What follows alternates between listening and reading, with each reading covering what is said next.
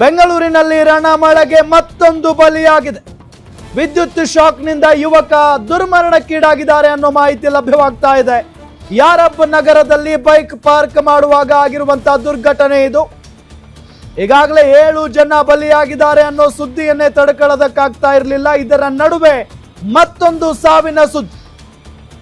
ಯಾರಪ್ಪ ನಗರದಲ್ಲಿ bike park ಮಾಡುವಂತಹ ಸಂದರ್ಭದಲ್ಲಿ ಒಬ್ಬ ಯುವಕ ಬಲಿಯಾಗಿದ್ದಾರೆ. ಪಾಪ ವಿದ್ಯುತ್ ಶಾಕ್ನಿಂದ ಯುವಕ ಬಲಿಯಾಗಿದ್ದಾರೆ ಅನ್ನೋದು ಗೊತ್ತಾಗ್ತಾ ಇರುವಂತಹ ಸಂಗತಿ.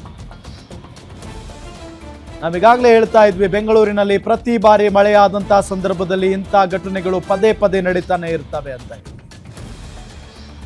ಮರ ಬಿದ್ದು ಅದೆಷ್ಟೋ ಜನ ಕೈಕಾಲು ಮುರ್ಕೊಂಡವರಿದ್ದಾರೆ, ತಲೆಗೆ ಗಾಯ ಮಾಡ್ಕೊಂಡವಂಥವರಿದ್ದಾರೆ. ಎಷ್ಟೋ ಆಟೋಗಳು, ಎಷ್ಟೋ ಕಾರ್ಗಳು, ಎಷ್ಟೋ ಬೈಕ್ಗಳು ಜಖಮ್ ಆಗಿರುವಂತ ಉದಾಹರಣೆಗಳಿದಾವೆ. ಇವತ್ತು ಬೇರೆ ವಿದ್ಯುತ್ ಕಂಬಗಳು ಧರೆಗುರುಳಿದಾವೆ. ನೋಡಿ ಇಲ್ಲಿ ಪಾಪ ಯುವಕ, ಇನ್ನೂ ಚಿಕ್ಕ ವಯಸ್ಸಿನ ಯುವಕ ಆತ. ಡೀಟೇಲ್ಸ್ ಕೊಡ್ತಾರೆ ಈ ವಿಚಾರಕ್ಕೆ ಸಂಬಂಧಪಟ್ಟಂತೆ ನಮ್ಮ crime bureau head SK. Manjunath ಸಂಪರ್ಕದಲ್ಲಿದ್ದಾರೆ. ಮಂಜುನಾಥ್, 7 ಜನರ ಸಾವಿನ ಸುದ್ದಿಯನ್ನೇ ತಡ್ಕೊಳ್ಳೋದಕ್ಕಾಗ್ತಾ ಇಲ್ಲ. ಇದು ಮತ್ತೊಂದು ಸಾವಿನ ಸುದ್ದಿ. ಹೇಗಾಯ್ತು, ಯಾರು ಆ ಯುವಕ, ಡೀಟೇಲ್ಸ್ ಕೊಡ್ತಾ ಹೋಗೋದಾದ್ರೆ?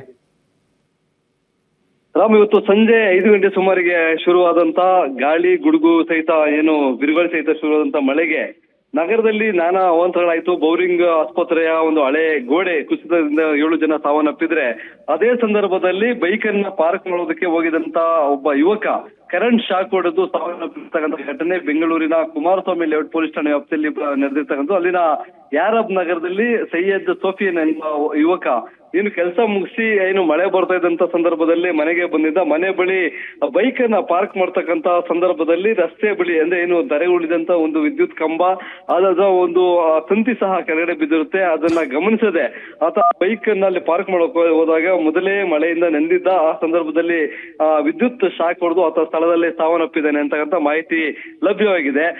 ಈಗ ಸದ್ಯ ಆ ಸ್ಥಳಕ್ಕೆ ಭೇಟಿ ಕೊಟ್ಟಿರ್ತಕ್ಕಂಥ ಕುಮಾರಸ್ವಾಮಿ ಲೇಔಟ್ ಪೊಲೀಸರು ಮೃತ ಯುವಕನ ಮಾಹಿತಿಯನ್ನ ಕಲೆ ಹಾಕಿ ಮೃತದೇಹವನ್ನ ಮರಣೋತ್ತರ ಪರೀಕ್ಷೆಗೆ ದಯಾನಂದ ಸಾಗರ್ ಆಸ್ಪತ್ರೆ ಏನಿದೆ ಅಲ್ಲಿಗೆ ರವಾನೆಯನ್ನ ಸಹ ಮಾಡಿದ್ದಾರೆ.